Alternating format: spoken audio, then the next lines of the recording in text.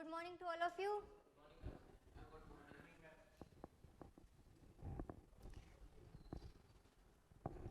Okay, so from today we are going to start our new unit, that is the physical anthropology, जिसके लिए आप बहुत ज़्यादा excited थे. उससे पहले it's very much important कि मैं आपको एक बारी syllabus का outlook दिखा दूँ. So this is the anthropology paper 1. ये पूरा जो आपको syllabus दिखाई दे रहा है, and this is the anthropology paper 2. And online में मेरे को बता दीजिए सही से आपको दिखाई दे रहा है या नहीं.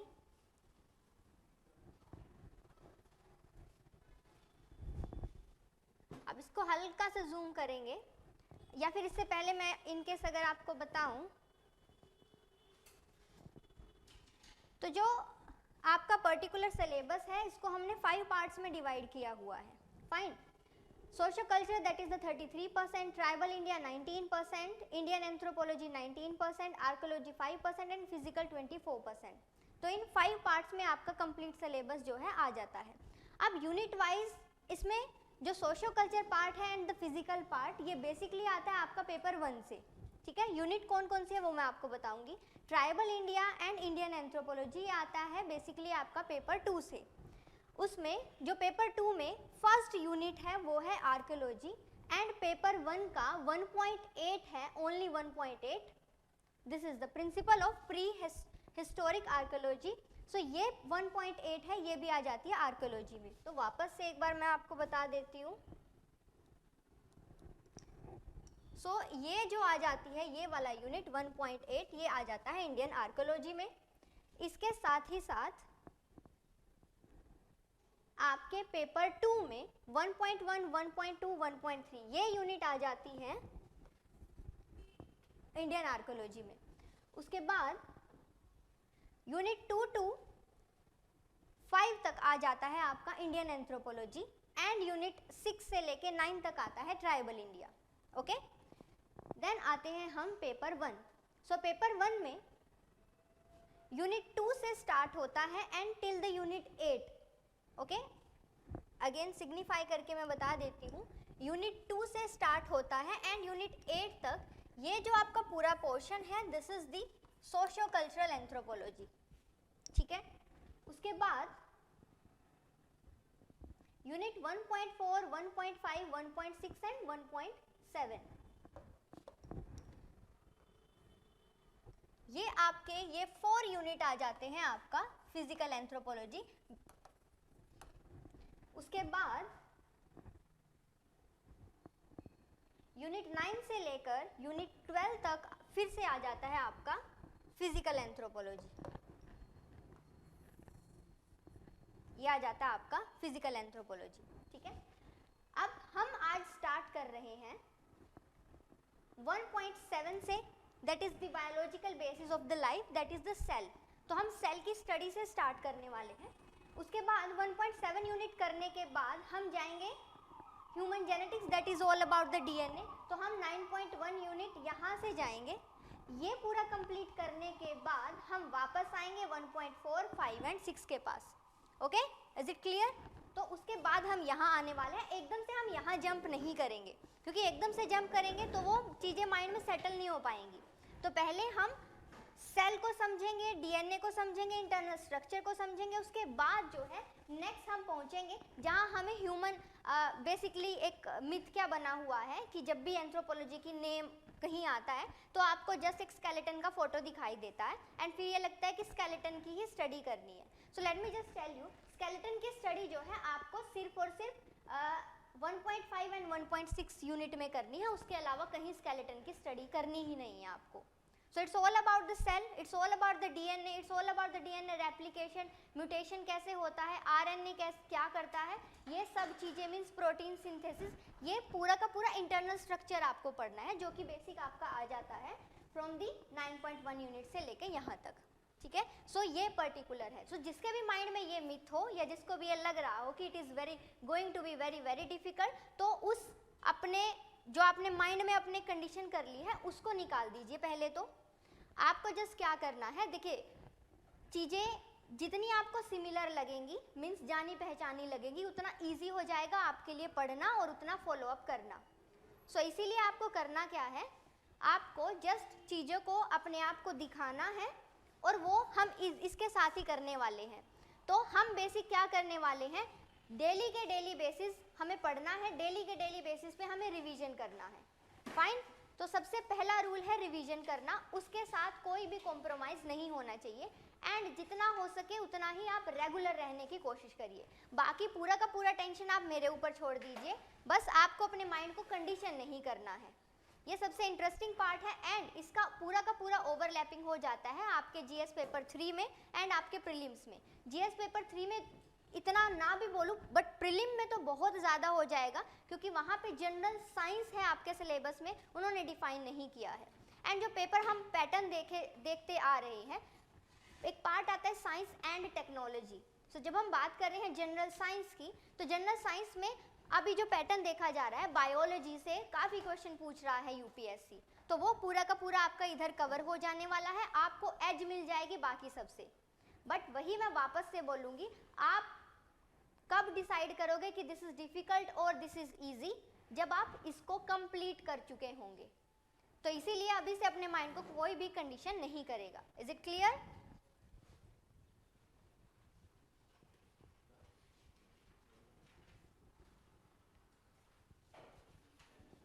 ओके, क्लियर नहीं दिख रहा ये? अच्छा तरुण, अभी तो बैकग्राउंड ब्लैक नहीं हो पाएगा, मैं एक काम करूँगी, ये ना हमारा जो ग्रुप, अच्छा हाँ एक और, फिजिकल एंथ्रोपोलॉजी नेम से हमने ग्रुप बनाया हुआ है। सो अब से फिजिकल एंथ्रोपोलॉजी रिलेटेड जो भी अपडेट्स हैं आपको ग्रुप से मिलेगी। ये जो इधर मैंने पीपीटी आपको दिखाई है, इसके ऊपर ये एनोटेशन डाल के, लाइक कौन से यूनिट में आता है, ये एनोटेशन डाल के मैं आपके उसी ग्रुप में डाल देने वाली हूँ ताकि आपको एक ट्रैकिंग रहे क्या कुछ कैसे करना है। ठीक है, एनोटेशन के साथ डाल दूंगी। Okay Tarun, I don't think फिर कोई, हाँ जी, थैंक यू सो मच शेश्वरी।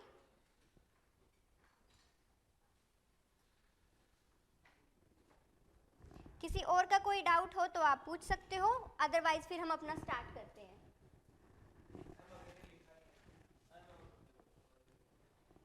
क्या लिखना था अवे? एक दो पेज भरवा दिए हैं मैंने। आप लेट क्यों आए हो? अरे आई एम जस्ट किडिंग, कुछ भी नहीं लिखवाया अभी, नहीं लिखवाया ही नहीं है ना कुछ। हाँ, एनोटेशन के साथ डाल दूंगी मैं फिजिकल एंथ्रोपोलॉजी ग्रुप में, टेंशन करने की बात है नहीं। चलिए, सो अभी हमें, जब हमने अभी देखा था, so when we are having one PPT, so PPT में जब अब हम कुछ एक्स्ट्रा ऐड ऑन करते हैं while teaching, so that is basically कि if this is the PPT and I am adding this, ये इधर ऐसे डाल दिया, ये डाल दिया, so this is consider as the annotation. ठीक है, सो मैं दोनों डाल दूंगी, विद एनोटेशन विदाउट एनोटेशन। ठीक है, आपको जो सही लगे आप वो करना।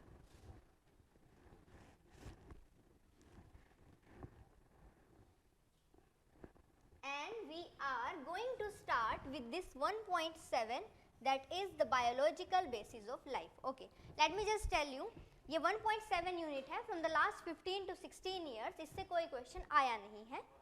ठीक है, नहीं, बट इसीलिए इसका मैं जस्ट आपको समझाऊंगी यहाँ पे क्या कुछ है, इसका मैं आपको प्रिंटेड नोट्स नहीं दूंगी क्योंकि उसकी ज़रूरत है नहीं। अब ये पर्टिकुलर यूनिट हम छोड़ नहीं सकते हैं क्योंकि एग्ज़ाम में नहीं आया है तो ऐसे लगेगा कि क्यों ही कर रहे हैं, बट ये बेसिस बनेगा हमारा बाकी की सब यूनिट्स के लिए। क्यों? क्योंकि वहाँ पे हमें सीधा डीएनए पे चले जाना है। सो डीएनए क्या है, क्रोमोसोम क्या है, रेप्लिकेशन कैसे होता है, म्यूटेशन कैसे होता है, जो कि आगे बेसिस बनेंगे, तो वो यहाँ समझ आ जाएगा। आज मैं आपको लिखवाने वाली हूँ, तो वो जो लिखेंगे आप, वो आपकी अंडरस्टैंडिंग के लिए ज़रूरी होगा और उसमें से कोई ऐसे क्वेश्चन नहीं बनेगा, जस्ट ये अंडरस्टैंडिंग के लिए होगा। Is it clear? ओके, हाँ जी। ऑनलाइन में किसी और का कोई क्वेश्चन नहीं? फाइन, चलिए। सो अभी जब हमने देखा that is the 1.7 unit which is consider as the biological basis of life. So biological basis of life का मतलब है we are going to study about the cell. Okay, so For the 1.7 unit, we are going to study about the cell. अब जो भी physical anthropology group में नहीं है, आप मेरे को आई थिंक आप मेरे को जस्ट टेलीग्राम कर देना, अदरवाइज मैं आपसे कांटेक्ट कर लूँगी, बट आई थिंक सबके पास लिंक तो पहुँच ही गया होगा, ठीक है, ग्रुप में ऐड ऑन होने के लिए, ठीक है, मोस्ट ऑफ दी आप ऐड भी हो गए होंगे, हाँ जी, ओके। चलिए, सो अगर मैं आपसे पूछूँ सेल, तो सेल का मतलब क्या है? If anyone can define.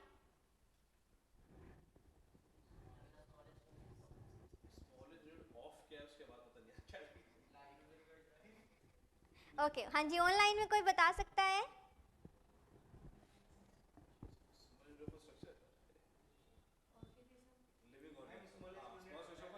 It is the smallest functional unit of living organism, ठीक है, so लिख लीजिए सेल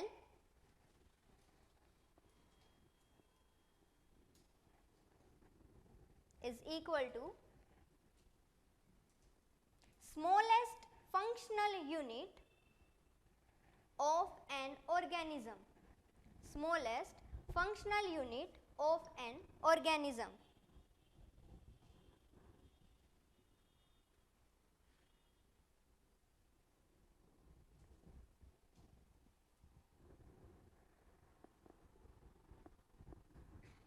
हाँ जी, वेरी गुड। अभी फिर बोलोगे आप, ऑनलाइन वालों ने सबने आंसर कर दिया। ओके, सो जब हम सेल की बात करते हैं तो इट मीन्स सेल एक स्मॉलेस्ट यूनिट है, एंड स्मॉलेस्ट यूनिट कैसी है? It is the functional unit.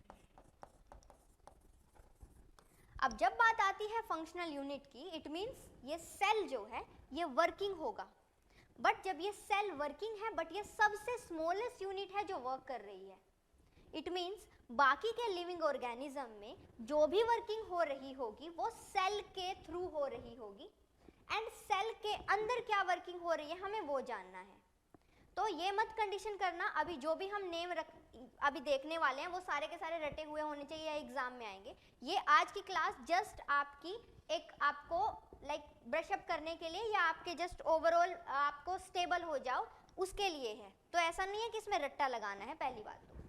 सो अब हम जस्ट पहले ये देखेंगे कि सेल की एनाटॉमी क्या होती है, एक सेल कैसे दिखाई देता है, क्या कुछ होता है।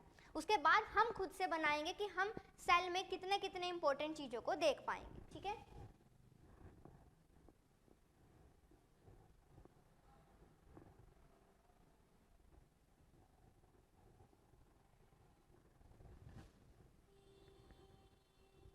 ओके, है सबसे स्मॉलेस्ट यूनिट, बट हम क्या कर रहे हैं यहाँ पे, हम उसको माइक्रोस्कोपिक की हेल्प से जूम करके देख रहे हैं कि एक सेल कैसा दिखाई देता है। ये देख के तो आपको बिल्कुल नहीं समझ में आया होगा कि एक सेल कैसे दिखाई देता है या सेल कैसे होता है या क्या कुछ होता होगा। तो अब हम देखने वाले हैं कि एक सेल जो है वो किस तरीके से उसका पूरा फंक्शन होता है। ये एक बार आपने देख लिया है, माइंड में इसको छाप लीजिए। अब ये देखिए, अब सीधी सी बात है, सेल जो है एक फंक्शनल यूनिट है, और ये देखा गया है कि इसका जो शेप होता है मोस्ट ऑफ द टाइम ये कंप्लीट सर्कुलर नहीं होता, बट काइंड ऑफ सर्कुलर होता है। एंड जो सेल है उसके भी अंदर सबसे मोस्ट इंपॉर्टेंट थिंग या सबसे स्मॉलेस्ट लिविंग थिंग होती है, दैट इज द न्यूक्लियस।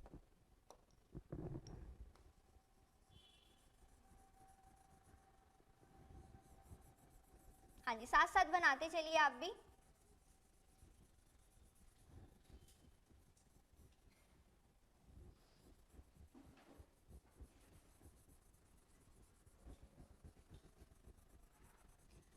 अब ये जो न्यूक्लियस है इसके लिए ही सेल के जो बाकी सब होते हैं वो काम कर रहे होते हैं। सो अगर मैं ये बोलूं that nucleus is the king, तो मैं गलत नहीं हूं।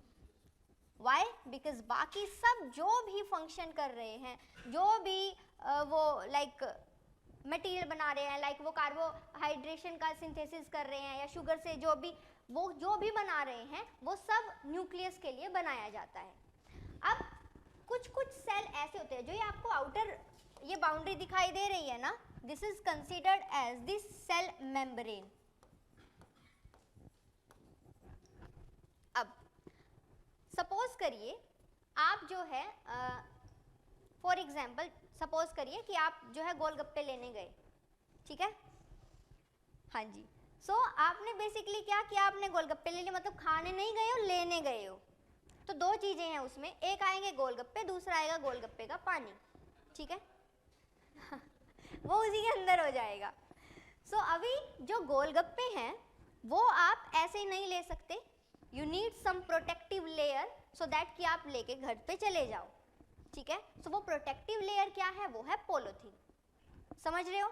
सो आपको गोलगप्पों को होल्ड ऑन करने के लिए या उनको एक साथ बांधने के लिए आपको एक प्रोटेक्टिव लेयर की जरूरत है।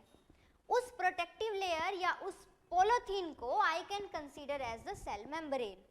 मींस इस सेल के अंदर जो कुछ भी होगा उसको होल्ड ऑन करने के लिए हमें एक प्रोटेक्टिव लेयर की जरूरत है। That protective layer is consider as the cell membrane, ठीक है। अब जो गोलगप्पे का पानी है, एक पॉलीथीन में उसका काम नहीं चलता है। वाई? क्योंकि वो थोड़ा कैसा होता है, लिक्विड होता है।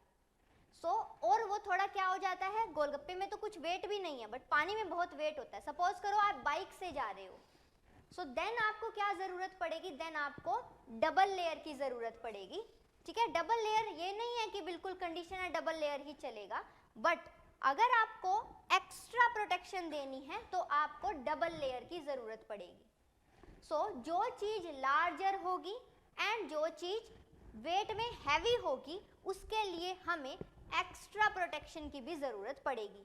सो दैट एक्स्ट्रा प्रोटेक्शन, अब अगर कोई सेल हैवी है या वो सेल लार्जर है इन द साइज, तो उसके लिए you require a cell wall, ठीक है। सो उसके लिए आपको एक्स्ट्रा प्रोटेक्शन की जरूरत है and that extra protection is considered as cell wall.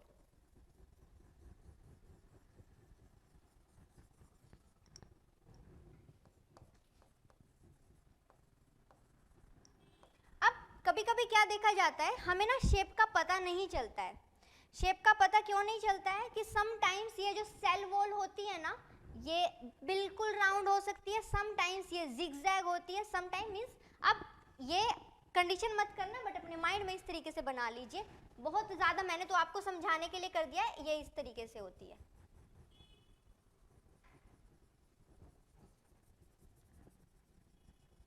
ठीक है। सो अब cell wall and cell membrane के साथ ही गोलगप्पे जा चुके हैं, अभी उनकी ज़रूरत नहीं पड़ेगी, तो आप सब भी भूल जाना, ठीक है। अब ये जो रेड पार्ट हो गया दैट इज द न्यूक्लियस।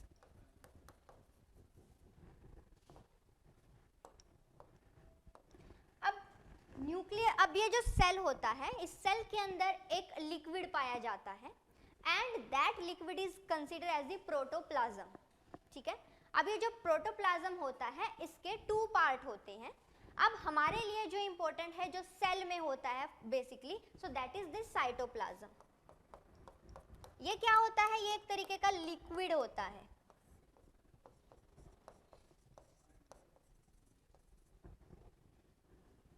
हाँ जी, अभी बनाते जाइए।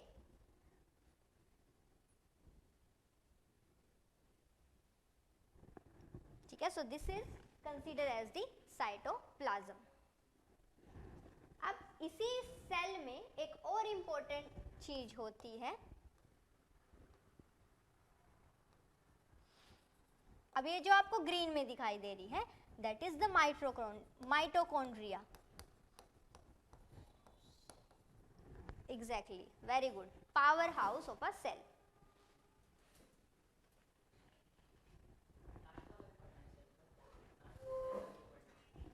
मतलब जस्ट जानना है क्या होता है, किस तरीके से होता है, अदरवाइज नहीं।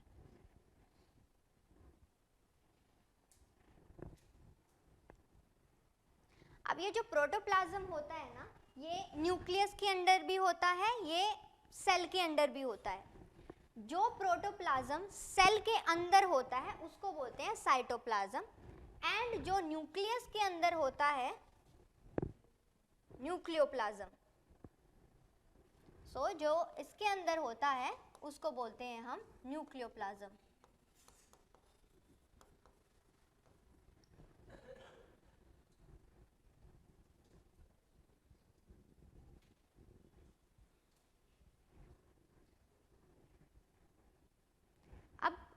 हाँ जी, अनिल पूछ रहे मैम गोलगप्पे क्या है। सो गोलगप्पे जो हैं वो कोई लिविंग थिंग नहीं है। हाँ जी, सो ये उदाहरण काल्पनिक था to make you understand about the cell membrane and the cell wall. Why? Cell membrane is the protective layer and cell wall it is the extra protective layer. जब आपको एक्स्ट्रा प्रोटेक्शन की ज़रूरत होती है, क्यों? जब आपका सेल लार्जर हो इन द साइज एंड हैवी हो इन द वेट, तब आपको ज़रूरत होती है. हाँ, तभी मैंने ये अभी चीज़ आपको समझाई है. इसको हम वापस आएंगे जब हम plant cell and animal cell की कंपैरिजन करेंगे. चलिए अभी पूछ लेती हूँ मैं. आप मुझे बताइए plant cell and animal cell, इन दोनों में से किसका सेल ज़्यादा फंक्शनल होगा? Okay, so you are basically saying animal. ठीक है, हाँ जी. कोई और? So you are also saying animal. हाँ जी, हाँ जी Siddharth. Plant. Okay, so how many of you are saying plant cell? 1. How many of you are saying animal cell? 1 2 3 4. हाँ जी महक, प्रोसेसिंग में है अभी. ओके, सो बेसिकली पहले तो मुझे ये बताइए कौन से सेल को खुद का खाना खुद बनाना पड़ता है? किसका सेल ज्यादा फंक्शनल होगा? तो कौन सा सेल ज्यादा हैवी होगा? Plant cell. सो इस वजह से जो आपका प्लांट सेल होता है वो सेल लार्जर होता है इन द साइज, हैवी होता है इन द वेट एंड उसको ज्यादा काम करना पड़ता है. So plant cell is more functional than the animal cell. So that's why जो सेल वॉल होती है वो प्लांट सेल में होती है, एनिमल सेल में जरूरत नहीं होती. क्यों? क्योंकि वो ना इतना हैवी है, तो उसमें सेल मेम्ब्रेन से ही अंदर की चीजें इंटैक्ट रहती है, उतने से ही काम हो जाता है. Is it clear? तो ये पर्टिकुलर. ठीक है, आगे क्या है उन दोनों में डिफरेंस हम देखेंगे. अभी इतना आप समझ लीजिए. ठीक है, इतना समझ में आ गया? ओके. अब हम क्या करने वाले हैं, अब हम इनके बारे में हल्का हल्का सा लिखने वाले हैं. ठीक है, सो दैट आपके माइंड में क्लैरिटी रहे. ओके, सो जिन्होंने प्लांट सेल बोला था, हाँ जी Siddharth 1 point to you and Vikas and Shivank 1 point to you. हाँ, तो फर्स्ट डे है, इट मीन्स कि पॉइंट्स बांटू मैं.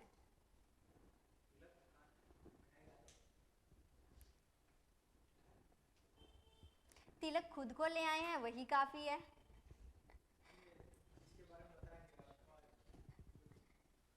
अच्छा, ओके, चलिए. हाँ, बाद में जानना चाहूंगी मैं. ये समझ में आ गया आपको? अभी इसको इधर ही छोड़ दीजिए. इसमें अभी हम कुछ और चीजें ऐड करने वाले हैं, बट पहले हम इनके बारे में थोड़ा थोड़ा देख लेते हैं. एक और बात कि सेल क्या हो गया, चलिए ये बाद में ही करेंगे कि सेल के बाद क्या कुछ बनता है, किस तरीके से बनता है. सबसे पहले आप लिख लीजिए सेल मेम्ब्रेन.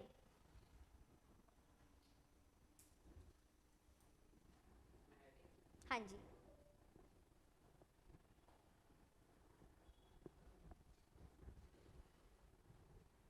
हाँ जी लिखिए.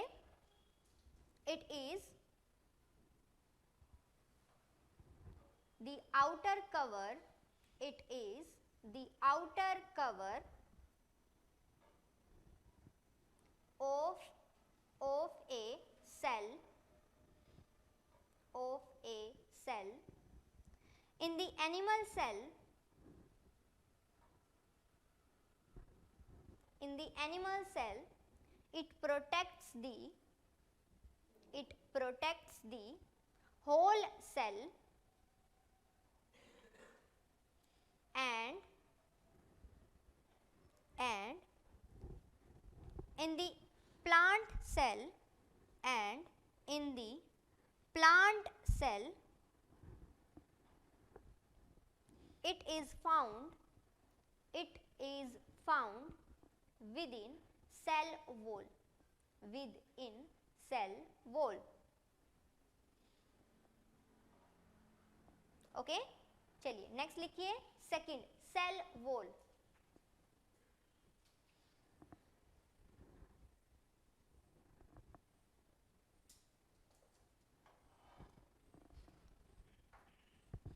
हाँ जी लिखिए. It provides provides extra protection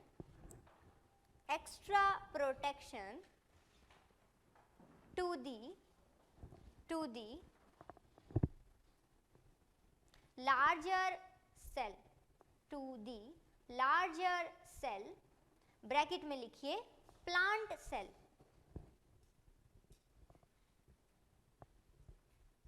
लिखिए इट प्रोवाइड्स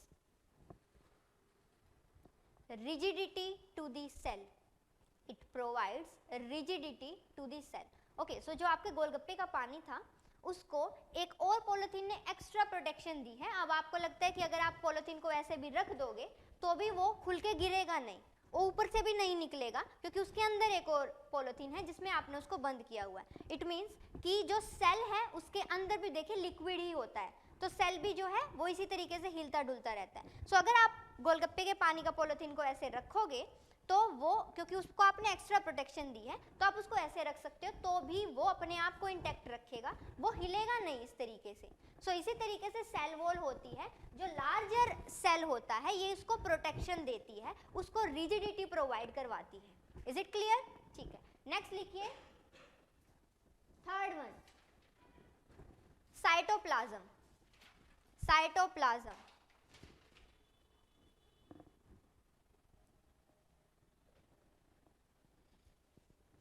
लिखिए it is a kind of fluid, it is a kind of fluid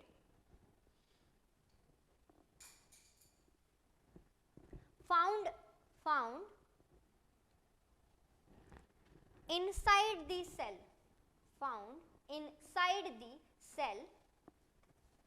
and it helps in the working of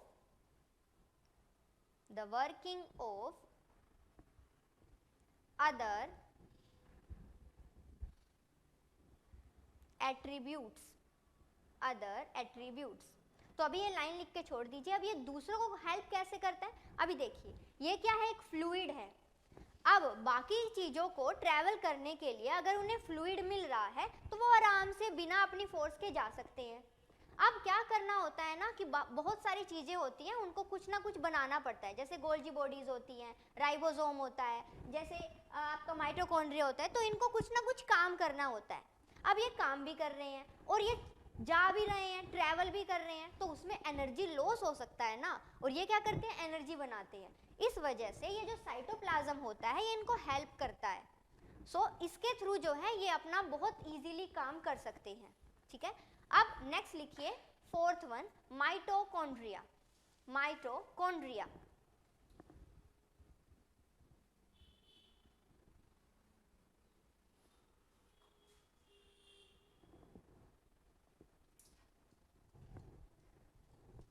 mitochondria के लिए लिखिए it is considered as the powerhouse of any cell,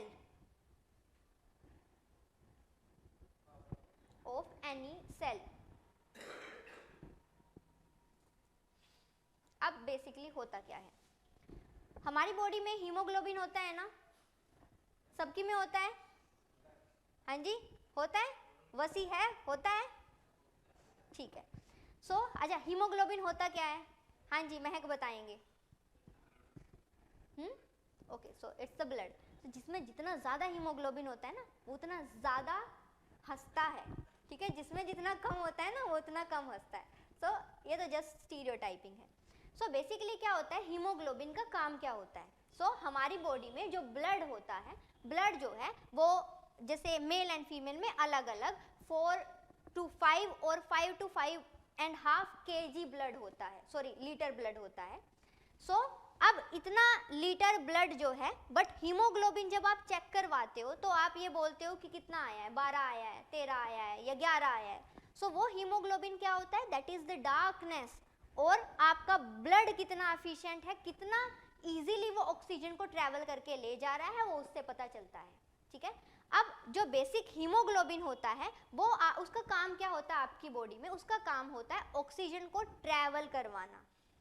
so haemoglobin क्या करता है, oxygen अभी travel करवा के कहाँ जाएगा, कहीं तो लेके जाएगा ना। अब मुझे आप ये बताइए, अगर आप कहीं माउंटेनियस एरिया में जाओ या फिर सपोज करो आप बहुत तेज भाग लिए हो, तो फिर आपको कैसे ब्रीथलेस फील होता है ना, और जैसे आपको ब्रीथलेस फील होगा आपकी एनर्जी कम कम होती चली जाएगी। समझ पा रहे हो आप? विंटर में अगर आप चल के आ रहे हो तो आपको लग रहा है कि आपको सांस नहीं आ रहा है, एंड फिर आपको लग रहा है कि मेरे से चला नहीं जा रहा है। तो ये पर्टिकुलर थिंग क्या है कि आपकी बॉडी में ऑक्सीजन भी अ सोर्स ऑफ एनर्जी है। समझ रहे हो? सो अब बेसिकली क्या किया जाता है, जो हीमोग्लोबिन होता है, हीमोग्लोबिन क्या करता है, हीमोग्लोबिन ट्रैवल करवाता है ऑक्सीजन को, और ऑक्सीजन को ये ट्रैवल करवा के किसके पास पहुंचाता है, माइटोकॉन्ड्रिया। ठीक है, सो ये किसके पास ले जाता है, माइटोकॉन्ड्रिया के पास ले जाता है। फिर माइटोकॉन्ड्रिया क्या करता है, ये क्या है, पावर हाउस है, तो ये कुछ तो काम करता होगा। सो ये माइटोकॉन्ड्रिया क्या करता है, उसको एटीपी में कन्वर्ट कर देता है। ठीक है, सो माइटोकॉन्ड्रिया उसको कन्वर्ट कर देता है इनटू द एटीपी। एटीपी क्या होता है, एटीपी द एडेनोसाइन ट्राइफॉस्फेट। तो आपको नाम याद होता है, ठीक है, नहीं होता है तो कोई बड़ी बात नहीं है। अब 38 एटीपी मिलके बनाते हैं 1 यूनिट ऑफ ग्लूकोज। ठीक है, सो 38 एटीपी मिलके बनाते हैं 1 unit of glucose, and this 1 unit of glucose it is considered as the source of energy. ठीक है, so glucose is considered as the source of energy. So it is considered as the source of energy. Is it clear? So mitochondria वापस से हम देख लेते हैं क्या है, it is the power house. Power house है तो कुछ तो काम कर रहा होगा ना। सो ये करता क्या है, हीमोग्लोबिन ऑक्सीजन लेके आएगा, ऑक्सीजन लाके वो हीमोग्लोबिन आ रहा है, सो हीमोग्लोबिन आ रहा है और अपने साथ में ऑक्सीजन को लेके आ रहा है। ठीक है, अब हीमोग्लोबिन देखें यहाँ पे पहुंच चुका है। ठीक है, सो अब यहाँ पे सपोज करो ये जो सेल वॉल है या जो सेल मेम्ब्रेन है कुछ इंटेक्ट किया हुआ है इसने, सपोज करो ये अंदर ही ना जाने दे, तो अगर ये सेल के अंदर नहीं जाने देंगे तो सेल में एनर्जी नहीं होगी, सेल में एनर्जी नहीं होगी तो सेल कुछ काम नहीं करेगा। जब सेल कुछ काम नहीं करेगा तो अंदर न्यूक्लियस को भी, किंग को कुछ खाना नहीं मिलेगा तो फिर किंग मर जाएगा, तो ऐसे ही सेल जो है वो डेड हो जाता है। ठीक है, समझ पा रहे हो? बट जो cell wall and cell membrane है वो उसे डेड नहीं होने देती।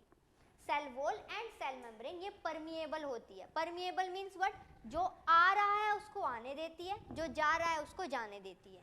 ठीक है, अब जो आ रहा है वो अभी समझ लिया, जाएगा क्या वो भी हम देखेंगे। ठीक है, सो अब हीमोग्लोबिन है, सपोज करो यहाँ बैठा है, ये लेके आया ऑक्सीजन, उसने बोला गेट खोलिए, ऑक्सीजन को अंदर आने दीजिए। सो ऑक्सीजन जो है वो आ चुकी है, इन्होंने थोड़ा सा हल्का सा गेट खोल दिया, सपोज करो इन्होंने हल्का सा गेट खोल दिया है और इस गेट से अब आ जाती है ऑक्सीजन अंदर। जैसे ही ऑक्सीजन अंदर गई इन्होंने गेट बंद कर दिया है। एग्जैक्टली, सो अब इन्होंने गेट अब इन्होंने बंद कर दिया। अब इन्होंने जैसे ही बंद किया है तो ये ऑक्सीजन किसके पास चली जाएगी, ये ऑक्सीजन चली जाएगी माइटोकॉन्ड्रिया के पास। अब माइटोकॉन्ड्रिया क्या करेगा, माइटोकॉन्ड्रिया उसके बनाएगा क्या, एटीपी। एटीपी क्या होता है, एडेनोसाइन ट्राइफॉस्फेट। वापस से बोलेंगे, एटीपी इज एडेनोसाइन ट्राइफॉस्फेट। ठीक है, अब 38 एटीपी मिलके बनाते हैं क्या, 1 unit of glucose, and this unit of glucose is considered as the source of energy. And इसी सोर्स ऑफ एनर्जी की वजह से हमारा फिर वो सेल जो है वो वर्किंग रहता है। ठीक है, वो डेड नहीं होता, सेल जो है वो वर्किंग रहता है। Is it clear? हाँ जी, हाँ, very very good Priyanshi, very good विकास।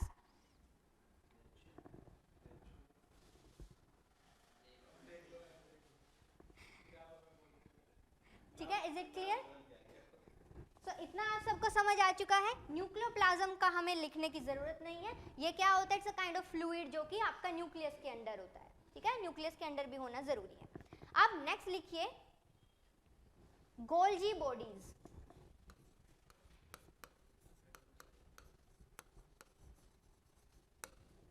गोल्जी बॉडीज, ओके,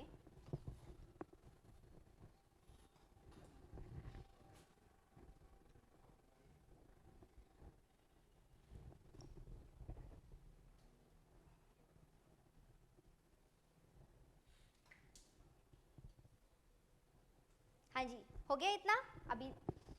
अभी नेक्स्ट हम आ जाते हैं क्या? Golgi bodies. गोल्जी बॉडीज का जो मेन फंक्शन होता है, अब ये काफ़ी सारे फंक्शन करता है, जो इसका मेन फंक्शन वो होता है, वो क्या होता है कि जो एनर्जी है उसका डिस्ट्रीब्यूशन करना, ठीक है। अब हमारी बॉडी जो है वो बहुत सारे सेल से बनी हुई है एंड हर सेल जो है बेसिकली सेम वर्किंग कर रहा होता है, क्योंकि ये सेल को मिला के ही बेसिक क्या माना जाता है कि ये जो सेल है it is the smallest functional unit and ये जो सेल है ये मिलके बनाते हैं क्या? टिश्यू। एंड ये जो टिश्यू है ये मिलके बनाते हैं क्या? ऑर्गन। एंड ये ऑर्गन मिलके बनाते हैं क्या? बॉडी।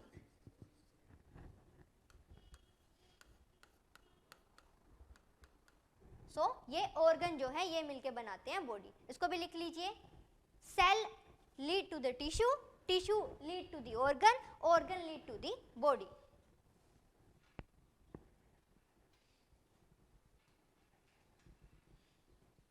ओके, सो मेरा एक क्वेश्चन है, क्या हम देखिए अभी तो ये सब चीजें कौन करके दे रहा है हमारे लिए?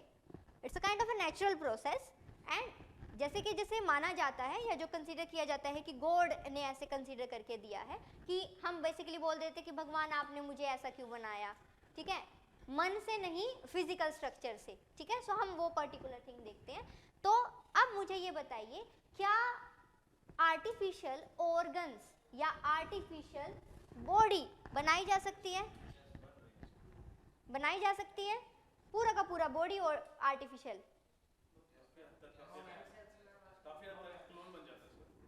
What you used? Stem cell. Very good, very good. So basically क्या है कि ऑर्गन जो है वो बनाए जा सकते हैं। सो अभी तक हम फुल बॉडी फंक्शनल नहीं बना पाए हैं, मीन्स आपका पूरा बॉडी वर्किंग है बट हम किसी ऑर्गन को बना के बेसिकली अभी क्या देखा जा रहा है कि स्टेम सेल्स जो होते हैं वो भी क्या है हम आगे देखने वाले हैं, तो उनकी हेल्प से हम क्या करते हैं बॉडी के ऑर्गन बना सकते हैं। आपने देखा होगा कि लीवर का रिपेयर हो गया है, या फिर आपने ये देखा होगा कि ईयर के सिर्फ होल हैं, ईयर का जो ऊपर का है ये बना के आर्टिफिशियल स्टेम सेल की हेल्प से इसको जो है लगा दिया गया है। सो बेसिक हमारे माइंड में क्या है कि जो स्ट्रक्चर बना के दिया है, अगर उसमें हल्की सी भी कोई डिफेक्ट हो जाता है, सपोज करिए किसी का मान लीजिए एक उंगली नहीं है, उंगली कट गया है, तो फिर उसके बाद उंगली वापस नहीं आता है ना, ठीक है। वाई? क्योंकि सेल डिवीजन जो हो गया है उसके बाद सेल ग्रोथ होने में कुछ रिस्ट्रिक्शंस होती हैं, ठीक है, वो भी कुछ रिस्ट्रिक्शंस होती हैं, वो क्या है वो भी देखने वाले हैं हम। बट नॉर्मल अगर इन जनरल बोले तो अगर किसी का इस तरीके की चीजें हैं तो हम उनको डिफरेंट एबल बोल देते हैं। So that's why there is a requirement कि हम ऑर्गन बनाएं। सो वो आर्टिफिशियल भी बन सकता है, नेचुरल तो बनता ही है, ठीक है। सो अब हम वापस से देखने वाले हैं क्या? Golgi bodies. So Golgi body का बेसिक फंक्शन क्या होता है कि पहला फंक्शन होता है कि जो एनर्जी है उसका ट्रांसफर करना, कहां से? ऐसा सेल जिसको कम जरूरत है टू दैट सेल जिसको ज्यादा जरूरत हो। सो पहला फंक्शन होता है गोल्जी बॉडीज का। अब देखिए, अब मैं यहाँ पे मान लीजिए आपको टीच कर रही हूँ, तो सबसे ज्यादा मेरे वोकल कॉर्ड का यूज हो रहा है। अब मुझे कहीं भागना नहीं हो रहा या कहीं कोई फिजिकल एक्टिविटी नहीं करनी हो रही, तो मेरी लेग्स का यहाँ पे कोई यूज हो नहीं रहा, प्रोवाइडेड मैं खड़ी हूँ बट इतना स्ट्रेस तो नहीं आ रहा। सो अब इन जनरल मेरे पूरा बॉडी में सबसे ज़्यादा ज़रूरत है वोकल कॉर्ड को, क्योंकि उसका सबसे ज़्यादा यूज़ हो रहा है। तो अब वोकल कॉर्ड के जो सेल हैं अब उनकी तो लिमिट होगी, बट मैं उसी को कंटिन्यूअसली 2-2.5 घंटा यूज़ किए जा रही हूँ, तो उसी के ऊपर स्ट्रेस है ना। इट मीन्स जो लेग्स के सेल हैं उनसे एनर्जी ट्रांसफ़र करने की ज़रूरत है टू दी वोकल कॉर्ड। अब जब हम नॉर्मल लैंग्वेज में बोल रहे होते तो हमें स्ट्रेस नहीं आ रहा होता, बट हम थोड़ा अगर जोर से और कॉन्टिन्यूसली बोले जा रहे हैं तो हमें स्ट्रेस आ रहा है। तो मीन्स व्हाट कि वोकल कॉर्ड के जो सेल हैं उनको ज़रूरत है ज़्यादा एनर्जी की। सो ऐसे सेल जो ट्रांसफ़र करते हैं energy, sorry Golgi body is the attribute कि वो सेल में जहाँ कम ज़रूरत है वहाँ से एनर्जी लेके जहाँ ज़्यादा ज़रूरत है वहाँ ट्रांसफ़र करते हैं। खुद से तो वो सेल बना ही रहे हैं, बट उनको एडिशनल ज़रूरत है वो भी वो देती हैं। ठीक है, पहला तो हो गया ये। अब जैसे कि मैंने पहले बताया था कि O2 तो आ गया है, उसके लिए हमने स्पेस बना के दिया, बट देयर इज समथिंग जो जाएगा। वो जा क्या रहा है? वो तो जाएगी, वो तो नॉर्मल हमारा इनहेल एक्सेल होता है। वो तो जब आपने इनहेल किया वो तो तभी एक्सेल भी हो गया। ठीक है, बट अब आपको एनर्जी ट्रांसफर करनी है और वो एनर्जी गोल्जी बॉडीज करके दे रहा है। इस सेल के पास एक और सेल हो सकता है, उसके पास एक और सेल हो सकता है। इस तरीके से आपकी पूरी बॉडी सेल से ही तो बनी है।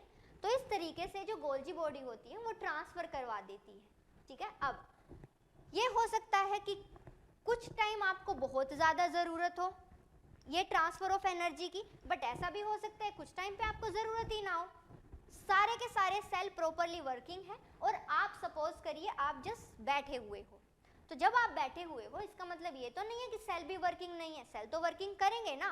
So it means Golgi body को इस टाइम पे ट्रांसफर करने की तो ज़रूरत है नहीं एनर्जी, बट फिर गोल्जी बॉडी जो है वो क्या करेगा? सो गोल्जी बॉडी बेसिकली करता है वो ग्लाइकोप्रोटीन बनाता है। ठीक है, गोल्जी बॉडीज ग्लाइकोप्रोटीन। अब वो क्या करता है? वो बेसिकली जो शुगर होती है, शुगर से वो कार्बोहाइड्रेट बनाता है। ठीक है, that is the carbohydrate synthesis. उसके बाद वो बेसिकली क्या करता है, इसी सेल में, ठीक है, मैं अलग सेपरेट उससे बना देती हूँ। देखिए ये हो गया आपका, सपोज करिए गोल्जी बॉडीज, एंड आपके सेल में ही एक, इसको बना देते हैं,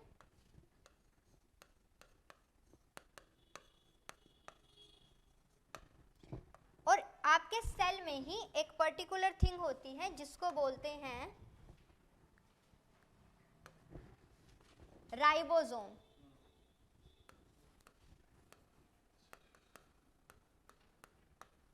सो राइबोसोम का बेसिक काम क्या होता है? उसका काम होता है प्रोटीन बनाना। ठीक है, सो ये जो गोल्जी बॉडी और राइबोसोम है ना, आसपास रहते हैं ये। ठीक है, सो जो आपका गोल्जी बॉडी है, गोल्जी बॉडी ने बनाया है क्या? शुगर से कार्बोहाइड्रेट, एंड राइबोसोम वो क्या बनाता है? वो बनाता है प्रोटीन। सो अब ये कार्बोहाइड्रेट्स एंड ये प्रोटीन मिलके ये बना देते हैं क्या? ग्लाइकोप्रोटीन। अभी लिखने की ज़रूरत नहीं है। प्रोटीन सिंथेसिस कैसे होता है वो मैं वापस से डिटेल में समझाऊंगी, तो इसलिए अभी लिखने की ज़रूरत है नहीं, बट अपने माइंड में रख लीजिए। वापस से इस पर मैं वापस लिखवाऊंगी जब हम वापस आएंगे। तो ये पर्टिकुलर थिंग क्या है कि जो आपका राइबोसोम होता, सॉरी ये जो गोल्जी बॉडीज होता है, पहला तो ये ट्रांसफ़र करता है एनर्जी जहाँ रिक्वायर्ड नहीं है वहाँ, जहाँ रिक्वायर्ड हो उधर। दूसरा ये क्या करता है? शुगर से कार्बोहाइड्रेट्स बनाता है, एंड राइबोसोम से प्रोटीन लेता है। कार्बोहाइड्रेट एंड प्रोटीन को मिला के ये बना देता है ग्लाइकोप्रोटीन। ठीक है, सो गोल्जी बॉडीज क्या कर रहा होता है? ये शुगर से, हाँ जी, कार्बोहाइड्रेट्स बनाता है,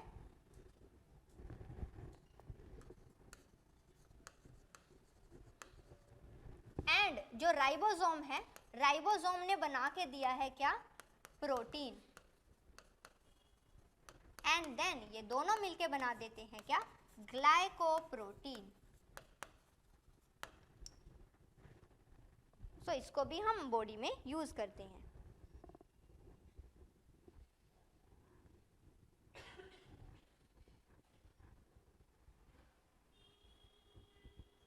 ओके, सो प्रियांशी जो आप बोल रहे हो ना, दैट इज लाइसोसोम, राइबोसोम नहीं।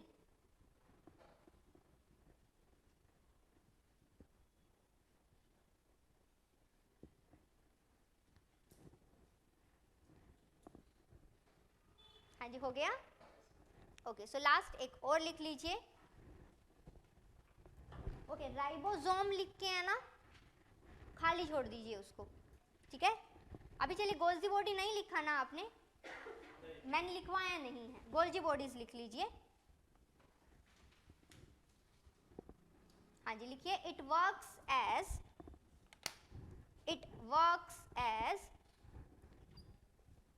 Storage, it works as storage, processing and packaging of material.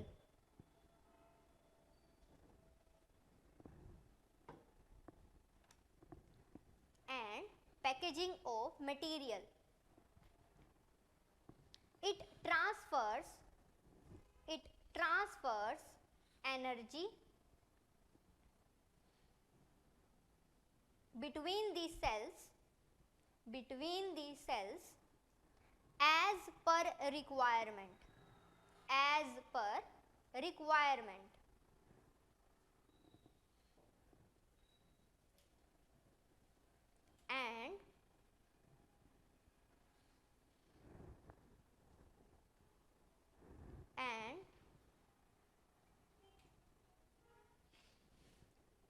it makes glycoprotein with the following process. सो अभी जहां लिखा है फॉलोइंग प्रोसेस वहां इसको लिख लीजिए।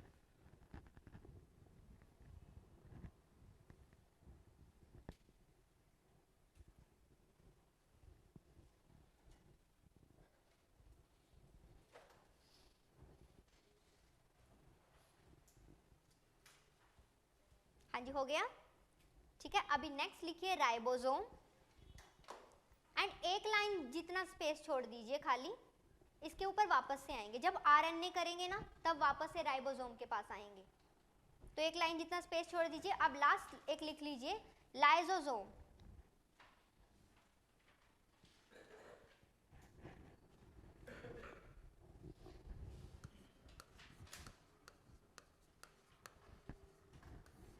देखिए कोई भी स्पेलिंग याद करने का इसमें रूल वही रहेगा, याद तो ऐसे करनी है बट उसको ऐसे करके भी साइड में खोल के लिख लीजिए ताकि आपको ऐसे याद हो जाए, ठीक है, लाइसोसोम। एंड वैसे ये स्पेलिंग्स का ज़रूरत आपको पड़ेगा नहीं क्योंकि ये आने नहीं वाला है पेपर में, जस्ट आप समझने के लिए रख रहे हो। सो जो लाइसोसोम होता है इसको बेसिकली क्या बोला जाता है, suicidal bag of a cell. So हमारी बॉडी में काफ़ी सारे डेड सेल्स भी होते हैं ना। सो डेड सेल, कोई भी डेड सेल क्यों बना, क्योंकि उसने वर्किंग करना खत्म कर दिया। अब सपोज करिए आपकी बॉडी में वर्किंग सेल भी है, living cell and dead cell भी है। और सपोज करिए कि आपकी बॉडी में, suppose this is your body, इस बॉडी में ये जो है ये आपके रेड वाले हैं, ये डेड सेल हैं, एंड सपोज करिए ये जो येलो वाले हैं ये आपके वर्किंग सेल हैं। अब सपोज करिए डेड, ये जो रेड, ये जो आपके येलो वाले हैं ये भी डेड सेल बनते चले जाएं, तो मुझे बताइए क्या वर्किंग सेल के लिए बॉडी में स्पेस बचेगा? नहीं ना।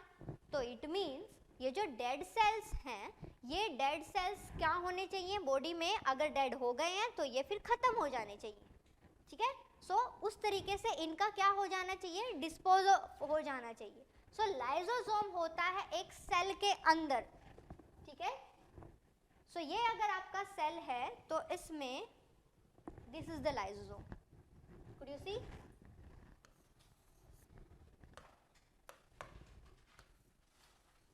सो दिस इज द लाइसोसोम। ये बेसिकली क्या करता है, ये सुसाइडल बैग होता है। इसको हुआ कि ये तो सेल वर्किंग नहीं है तो ये उसको खा के खत्म कर देता है, ठीक है। सो ये क्या है, लाइसोसोम खुद भी तो खत्म हो जाता है, सुसाइडल बैग है। सुसाइडल बैग मीन्स व्हाट, फटेगा, खुद भी मर जाएगा, अपने बाकी वाले को भी मार देगा, ठीक है। एंड ये इतना अच्छा होता है कि ये किसी भी तरीके का गार्बेज नहीं फैलाता है। एंड ये क्या कर रहा होता है, ये जो लाइसोसोम होता है ये स्पेस खाली करके दे देता है, किसके लिए, नहीं स्पेस ऐसे खाली होएगा तो ये स्पेस खाली करके दे देता है, किसके लिए, कि न्यू सेल जो है वो फॉर्म होंगे। एंड न्यू सेल फॉर्म कैसे होते हैं, वो सेल डिवीजन से फॉर्म होते हैं। सो न्यू सेल कैसे फॉर्म होते हैं, सेल डिवीजन से। सो सेल डिवीजन कैसे होता है वो भी हम आगे देखेंगे।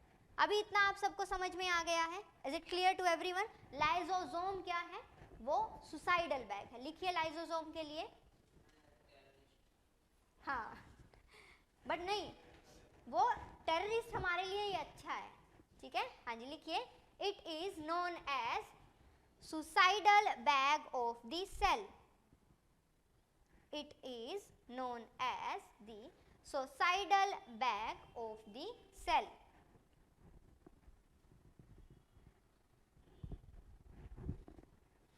तो इसको हम सुसाइडल बैग कंसीडर करते हैं, ठीक है। सो अब मुझे बताइए आपने कितने पॉइंट लिखे हैं?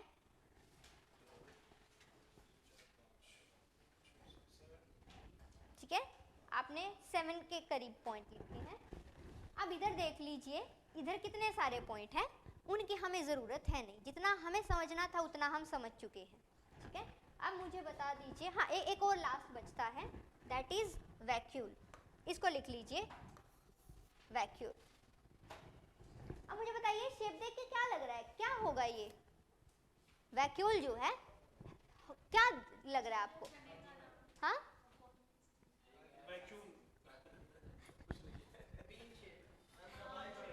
और नहीं, इसके अंदर अंदर कलर देख के क्या लग रहा है आपको? आप एक बार गलत बोल के ना सही बोलने वाले में डर जाते हो। So it is the water, ठीक है। सो आपके सेल में जरूरत तो है। अब मुझे ये बताइए, जो प्लांट सेल होता है उसको वैक्यूल की ज्यादा जरूरत है या एनिमल सेल को ज्यादा जरूरत है? प्लांट को। क्यों? क्योंकि उसको अपना खाना खुद बनाना है, तो उसको फोटोसिंथेसिस करना है। इस वजह से वैक्यूल का साइज, पानी की जरूरत तो हमें भी है ना, हमारे सेल को भी तो पानी की जरूरत है, बट जो पर्टिकुलर वैक्यूल होता है इन दी प्लांट सेल वो लार्जर होता है in the size, and animal cell में स्मॉल होता है। इज इट राइट ना? ओके, चलिए लिखिए vacuole. It is a pouch, it is a pouch which holds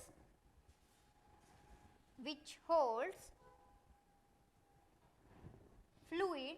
So हम अभी water नहीं बोलेंगे, हम इसको fluid बोलेंगे, which hold fluid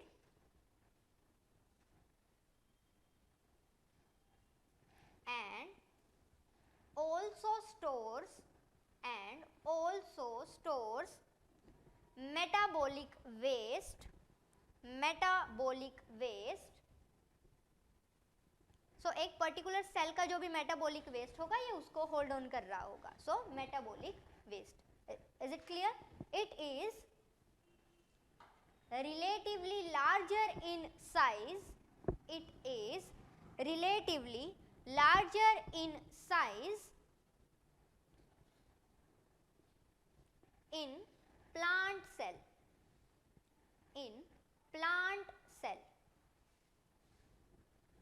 ठीक है, is it clear? You know, ये जो आज का पूरा क्लास हो रहा है ना, ये आपका कंप्लीट जीएस का क्लास है। एंड जब जीएस में ये क्लास होगा ना, सो एवरीवन यूज्ड टू से ना ओवरलैपिंग, बट अगेन उनको डबल क्लास लेनी पड़ती है। But I can say with the assurance, आप अपना ये वाला क्लास जब होगा टोटली स्किप कर सकते हो। वाई? क्योंकि उनसे ज़्यादा आपका हो जाएगा, क्योंकि आपको तो थोड़ा और ज़्यादा डेप्थ में करना है। तो वो जो ओवरलैपिंग का फ़ायदा है ना, एग्जैक्टली तब होगा आपको जब आपके उस दिन के 2 से 2.5 घंटे सेव हो रहे होंगे, ठीक है ना। बस आप उसको रिवीजन करके आओगे, या फिर अगर आपको क्लास में फ्लॉन्ट करना है तो आप आ भी सकते हो, it depends upon you. Okay okay, देखिए जो पर्टिकुलर सेल होता है उसको हम प्लाज्मा भी कंसीडर करते हैं, and it is a kind of thin layer. So इसका दूसरा नेम जो है प्लाज्मा मेम्ब्रेन भी होता है, ठीक है, इस वजह से। Is it clear? ओके, ये पूरा अच्छे से एक बार वापस से मैं आपको स्लाइड्स दिखा देती हूँ, और आप को 2 मिनट का मैं टाइम दूंगी, रिवाइज करोगे इसको इसी टाइम पे, और फिर आप सुनाओगे मुझे, फिर हम आगे बढ़ जाएंगे, ठीक है। तो सेम चीजें अभी याद हो जानी चाहिए सब।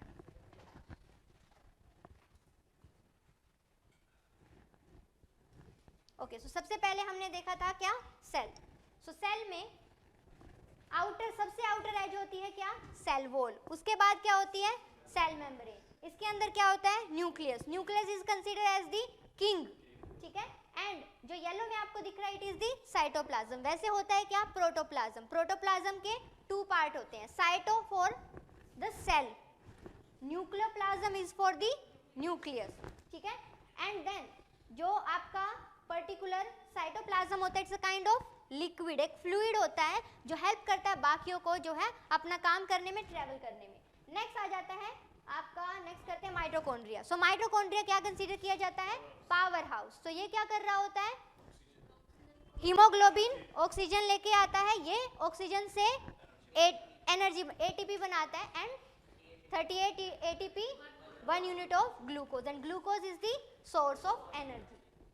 नेक्स्ट आ जाता है आपका Golgi body. So Golgi body basically क्या करता है, ट्रांसफर करता है एनर्जी एक सेल से जहां रिक्वायरमेंट नहीं है टू दी अनदर सेल जहां रिक्वायरमेंट है। पहला तो ये काम करता है। दूसरा, शुगर से कार्बोहाइड्रेट्स बनाता है, एंड राइबोसोम से प्रोटीन लेता है, एंड दोनों मिलके बनते हैं क्या, ग्लाइकोप्रोटीन, ठीक है। एंड नेक्स्ट, ये राइबोसोम क्या है, ये प्रोटीन बनाता है। कैसे बनाता है, आरएनए करेंगे तब देखेंगे हम पूरा प्रोसीजर, ठीक है। उसके बाद ये न्यूक्लियस आपका किंग हो गया। Cell lead to the tissue, tissue lead to the organ जो है बॉडी, ठीक है। ओके, ये पूरा का पूरा गोल्जी बॉडीज ये किस तरीके से करता है, ये आपको समझ में आ गया है। देन लाइबोसोम क्या कर रहा होता है, लाइबोसोम इज अ सुसाइडल बैग। सो जो भी ये डेड सेल हो जाता है उसको खा पी के ये खत्म कर देता है, ठीक है। It's a kind of suicidal bag. तो ये कोई भी गार्बेज अपना पीछे छोड़ता नहीं है। ये हो गया, हमने देखा था किस तरीके से माइटोकॉन्ड्रिया पावर जो है क्रिएट करता है। ओके, हाँ जी, चलिए ये अब 1 मिनट का टाइम है, चलिए आपके पास, आराम से देखिए और फिर हम आगे बढ़ जाते हैं।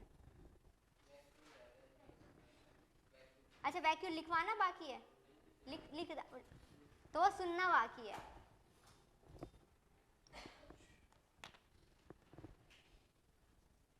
हाँ जी, 1 मिनट का टाइम आपके पास, जल्दी से देख लीजिए।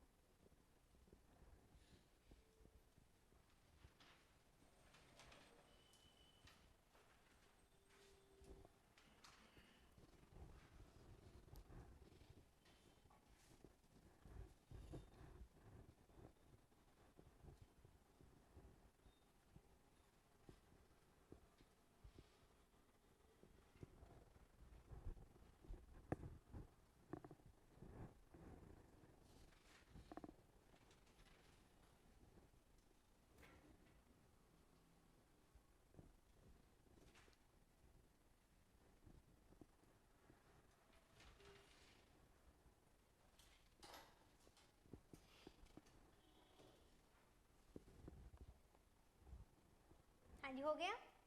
ओके, चलिए ऑनलाइन में सब लिखेंगे और ऑफलाइन में जिससे पूछ रही हूँ वो बताएंगे, जिससे पूछ रही हूँ वही बताएंगे, ठीक है।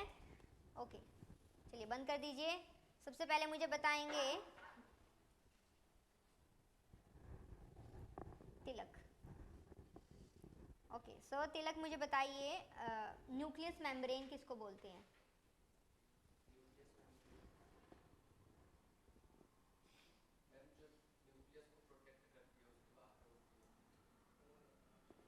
ओके, सो जो सेल मेम्ब्रेन होती है ना उसी का दूसरा नाम होता है। ओके, सॉरी, ठीक है, न्यूक्लियस मेम्ब्रेन पूछा मैंने, राइट राइट राइट। ओके, हाँ जी, सो अभी मुझे बताएंगे, हाँ, सो प्रिंस। ओके, सो प्रिंस मुझे बताइए राइबोसोम क्या करता है?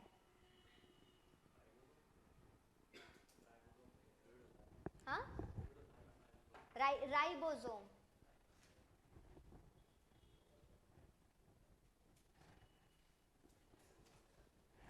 आ जाएगा, माइंड को थोड़ा स्ट्रेस दो, हथियार मत किराया करो।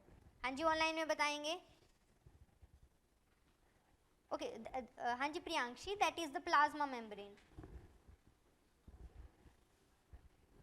हाँ जी, very good Vikas, very good Priyanshi. Ribosome, okay, ऐसे याद करना, R is the full, P is the half. R से पी बन सकता है ना, तो राइबोसोम बनाता है प्रोटीन, ठीक है। सो राइबोसोम बनाता है प्रोटीन। इस तरीके से आप याद कर लेना। जब आरएनए आपका हो जाएगा ना, तब तो आपको और क्लियर हो जाएगा, तब याद करने की जरूरत नहीं पड़ेगी। R2P, ठीक है। राइबोसोम क्या बनाता है? प्रोटीन। ओके, हाँ जी सार्थक, लाइसोसोम किसका? ओके, नहीं, सुसाइडल बैग किसका होता है? बॉडी का, सेल का, टिश्यू का, ऑर्गन का? सेल का, वेरी गुड। हाँ जी, चलिए नेक्स्ट बताएंगे अब है, हाँ जी अब है, मुझे बताइए cytoplasm.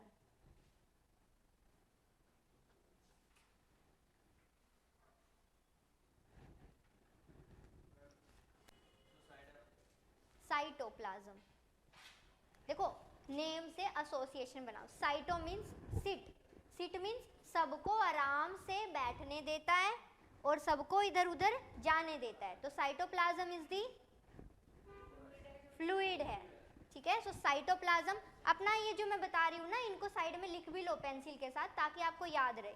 Cytoplasm, seat, sit means आराम से बैठ, आराम से बैठने देता है, so it's a kind of fluid,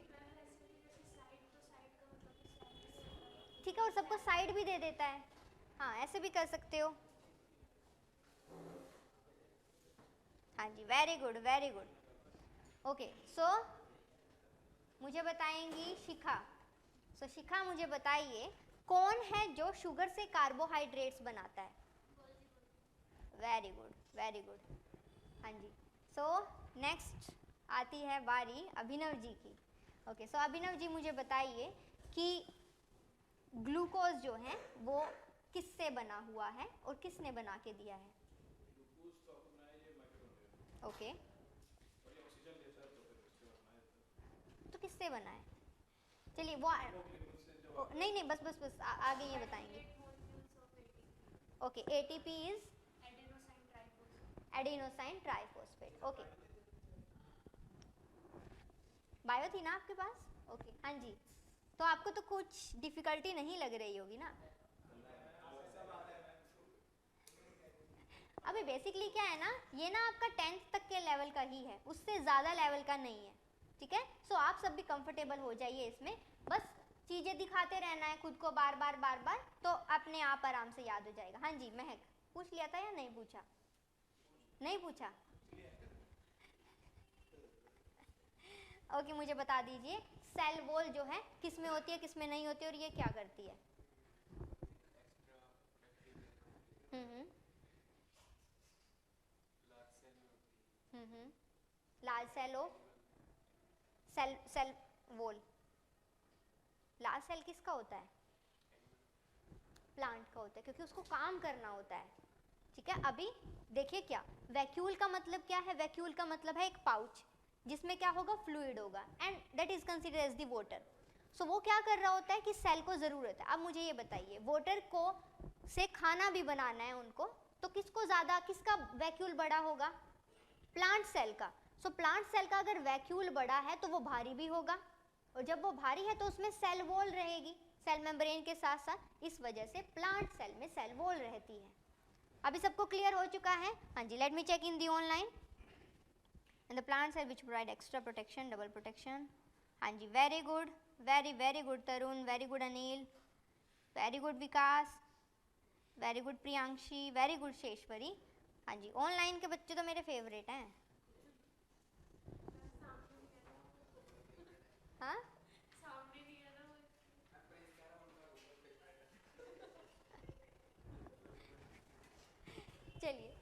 अब जो सेल होते हैं वो दो तरीके के होते हैं, ठीक है, आपने सबने नेम भी सुना होगा। हाँ जी बताइए, नेहा बताएंगी।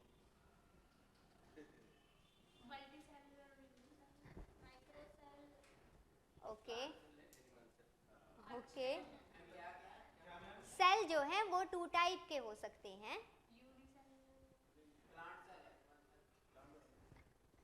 सो they are dependent upon the type of person जो है, ठीक है। So prokaryotic cells and eukaryotic cells. So जब आप किसी ह्यूमन बीइंग को सिग्निफाई करके देते हो तो आप उनको कैसे बोलते हो, यू बोलते हो ना। सो यू आप यूज कर रहे हो किसी ह्यूमन के लिए, सो यू से याद कर लेना कि जो ह्यूमंस के लिए होता है या जो एनिमल या ह्यूमन सेल के लिए होता है दैट इज द यूकैरियोटिक, ठीक है। एंड फिर जो बाकी का बचा वो क्या हो गया, प्रोकैरियोटिक। चलिए लिख लीजिए। हाँ जी, two types of cell. Just हम एक डिफरेंस देखने वाले हैं यहाँ पे।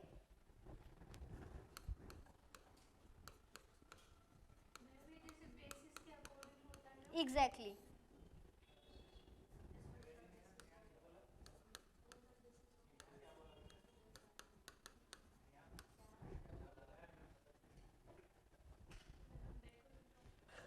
करने दो, आप फ्लॉन्ट करो क्योंकि आपको आता है। मैंने इनको बोला, इनको फ्लॉन्ट करने दो। सो जो यूकैरियोटिक मीन्स, याद रख लेना, बार बार कंफ्यूजन नहीं होगा। यू से आप किसको सिग्निफाई करते हो, ह्यूमन को, किसी भी ह्यूमन को। सो यूकैरियोटिक मीन्स जो ह्यूमंस होंगे या जो एनिमल्स होंगे वो किस में आ जाएंगे, यूकैरियोटिक में। सो हमारा सेल, अगर हम बोले ह्यूमन सेल कौन सा सेल होता है, तो ह्यूमन सेल होता है यूकैरियोटिक सेल, ठीक है। चलिए लिख लीजिए यहाँ पे, ह्यूमंस एंड एनिमल्स। एंड जो प्रोकैरियोटिक सेल होता है ये किसका होता है, ये पाया जाएगा वायरस, बैक्टीरिया, ठीक है। सो इसमें लिख लीजिए virus and bacteria.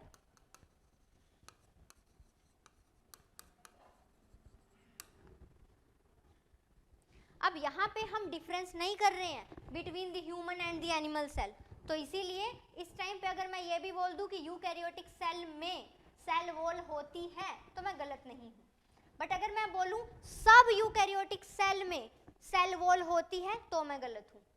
So let me just tell you, animal cell and plant cell, किसमें सेल वॉल होती है किसमें नहीं होती है। यूपीएससी ने साइंस में ये क्वेश्चन प्रीलिम्स में पूछा हुआ है, समझ रहे हो आप। तो इन जनरल जब बोला जाता है कि नहीं कि साइंस में ये तो, जनरल साइंस में तो होता ही नहीं है, ये तो करवाया ही नहीं जाता है, तो उस टाइम पे आपको याद आएगा कि आपने तो किया हुआ है। सो इस वजह से ये टॉपिक हॉट टॉपिक है, समझने के लिए भी ज़रूरी है, यहाँ पे ब्रशअप करने के लिए आपको, एंड आपके प्रीलिम्स में भी ये कम्प्लीटली ज़रूरी है। सो अब पर्टिकुलर अगर वर्ड देखिए, अगर मैं बोलूँ all the eukaryotic cells has cell wall तो रॉन्ग हो जाएगा। और अगर मैं बोलूँ यूकैरियोटिक सेल जो है they have cell wall, then right, because मैंने ऑल या ओनली नहीं लगाया है इस वजह से, ठीक है। Is it clear? Exactly. So अब बेसिकली क्या होता है ना कि ह्यूमन सेल हो गया या एनिमल सेल हो गया या प्लांट सेल हो गया, ये एक ऐसे सेल हैं जो कि अपना खाना खुद बना रहे हैं, उनकी उन सब चीज़ों में भी आप वो सिग्निफाई करते हो। हाँ, सेल्फ सस्टेनिंग वो होते हैं, लिविंग ऑर्गेनिज्म बेसिकली आप बोल सकते हो, ठीक है। नेक्स्ट लिखिए, हाँ लिख दीजिए।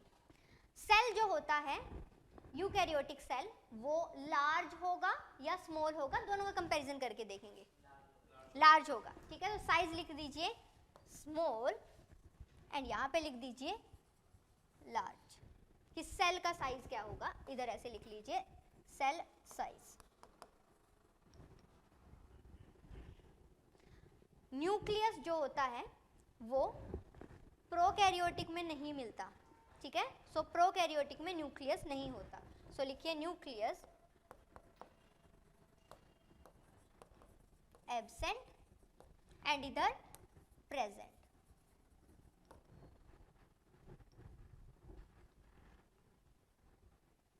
नेक्स्ट आता है सेल मेम्ब्रेन।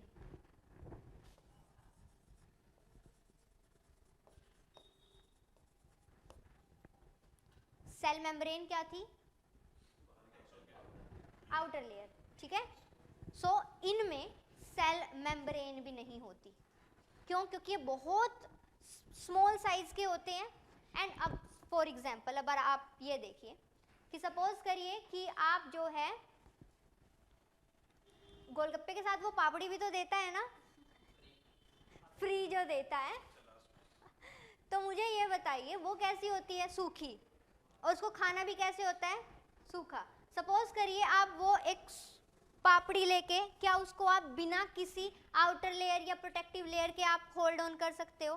तो उसको आप होल्ड ऑन कर सकते हो, क्योंकि उसको टूटने का भी डर नहीं है, क्योंकि वो हार्ड है थोड़ा, एंड उसमें कुछ ऐसा मटेरियल भी नहीं है कि पानी वगैरह कुछ नहीं है जो इधर उधर गिर जाएगा, तो उसको प्रोटेक्टिव लेयर की ज़रूरत नहीं है। सो ऐसे ही कुछ सेल होते हैं जो कि स्मॉलर इन साइज होते हैं, जो कि इंटैक्ट होते हैं, जिनको प्रोटेक्टिव लेयर की ज़रूरत नहीं होती। सो वो सेल कौन से होते हैं? प्रोकैरियोटिक सेल, जिनमें सेल मेम्ब्रेन की ज़रूरत नहीं होती। ठीक है, सो इसमें लिखिए cell membrane is absent and eukaryotics में होती है, प्रेजेंट। ठीक है, सो उसमें ये होती है प्रेजेंट। अब बात आती है क्या? सेल डिवीजन, कि सेल कैसे डिवाइड होते हैं। Cell division means what? कि कौन सा किस तरीके से प्रोग्रेस कर रहा होगा। ठीक है, सो पहले बना लीजिए पहले तो सेल डिवीजन।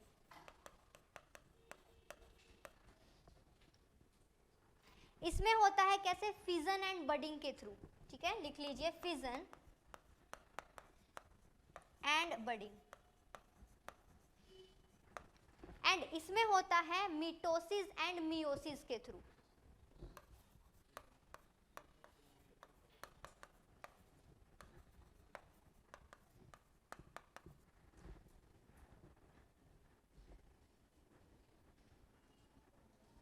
ठीक है, अब इस जस्ट लिखते चले जाइए आप, एक एक चीज मैं समझाती चली जाऊंगी जहां जहां लिंक बनता चला जाएगा। ठीक है, एक लास्ट और लिख लीजिए यहाँ पे क्रोमोसोम। कोई स्ट्रेस नहीं लेना अपने माइंड में, चीजें धीरे धीरे सेटल होती चली जाएंगी। जो प्रोकैरियोटिक, अभी आपको कुछ को पता होगा क्रोमोसोम क्या होता है, कुछ को नहीं पता होगा क्रोमोसोम क्या होता है। ठीक है, सो अभी उसके लिए आप होल्ड ऑन करिए, सब समझ आ जाएगा। क्रोमोसोम प्रोकैरियोटिक में जस्ट लिख लीजिए सिंगल क्रोमोसोम, यहाँ पे लिख लीजिए सिंगल क्रोमोसोम, एंड यहाँ लिख लीजिए 23 pair of chromosome. 23 pair of chromosome क्या है, याद हो जाएगा।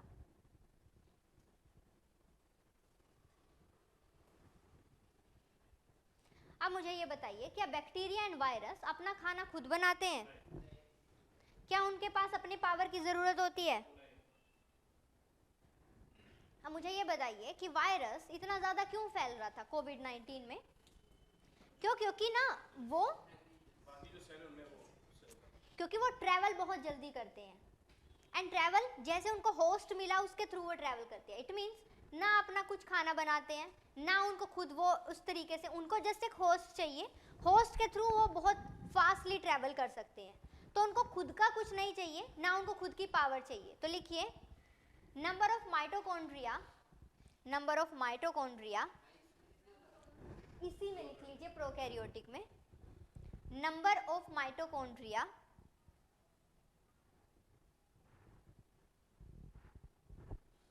in the bacteria cell is 0. In the bacteria cell is 0. तो बैक्टीरिया सेल में ये क्या होता है? 0 होता है। ठीक है, ये इतना समझ में आ गया। अब इसके बाद एक और डिफरेंस आप कर लीजिए plant cell and animal cell में। ये सब चीजें जब मैं एक एक करके समझाती चलूंगी फिर याद हो जाएंगी। ठीक है, अभी मैं समझा नहीं रही हूँ, अब प्लांट सेल करके फिर देखेंगे। चलिए एक और डिफरेंस लिख लीजिए between the plant cell and animal cell. अब ये आप समझ चुके हो, इसमें जस्ट मैं आपसे पूछने वाली हूँ, बस जस्ट आप ही मुझे बताते चले जाएंगे।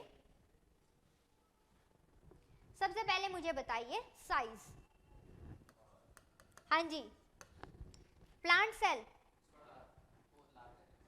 लार्जर इन साइज, लिखिए plant cell larger in size. देखिए हर कोई आंसर करेगा, जितना आप पार्टिसिपेट करोगे उतना ज्यादा आपको याद रहेंगी चीजें। हाँ जी विकास, लिक्विड फॉर्म में होता है। हाँ जी प्रियांशी, इसमें होता है यूकैरियोटिक।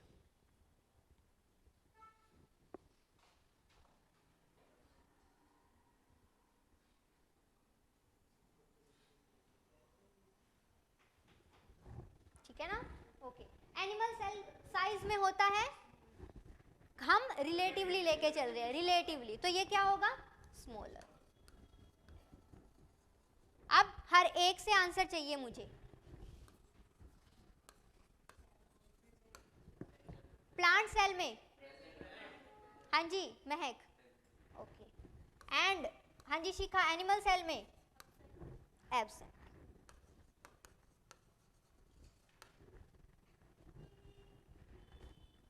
एंड ये जो प्लांट सेल में सेल वॉल होती है ना, it is made up of cellulose and chitin.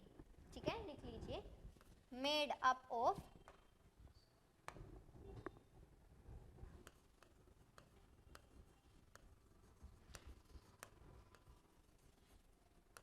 Cellulose की क्यों बने, तो क्लोरोप्लास्ट होता है, क्योंकि जितना उसका कलर वैसा होगा उतना वो अट्रैक्ट करेगा चीजों को, उतना फिर वो खाना बनाएगा। ठीक है ना। अब सम यूज्ड टू से, ये चिटिन जो है it is the cavity. So cavity अलग होता है, ये चिटिन जो आपका क्लोरोप्लास्ट वाला है ये अलग है, तो कंफ्यूज मत होना। चिटिन काइटिन भी बोल देते हैं, सो वो that is related to the cavity. ठीक है, सो बेसिक हम जो मानते हैं उसको, ये डिफरेंट है। Is it clear, okay. Next आ जाता है वैक्यूल।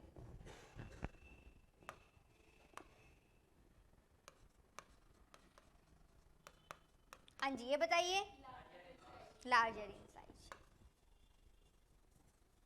एंड इधर स्मॉलर।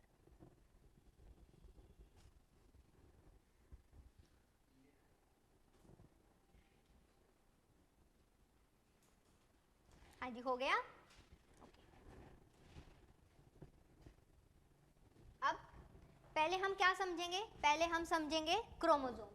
क्रोमोसोम समझने के बाद हम आएंगे सेल डिवीजन के पास, that is the fission and budding, mitosis and meiosis. Okay, so ये जो वर्ड है ना सेल डिवीजन, ये है आपके सिलेबस में, इस पर भी काफी टाइम से क्वेश्चन नहीं आया 1.7, बट सेल डिवीजन समझने से पहले यही पता होना चाहिए था सेल क्या है। तो ये सब राम कहानी जो हमने करी है, ये हमने सेल डिवीजन पर आने के लिए करी है। सो अब और ज्यादा एक्टिव होके अब आपको आगे देखना होगा। तो एक बार वापस से आप देख लीजिए, सेल है ये, ठीक है। बाकी की सब चीजें नहीं बनाऊंगी, उनकी जरूरत भी नहीं है। मैं जस्ट यहां से उठा रही हूं सेल, एंड इधर से मैं उठा रही हूं न्यूक्लियस। ठीक है, ओके।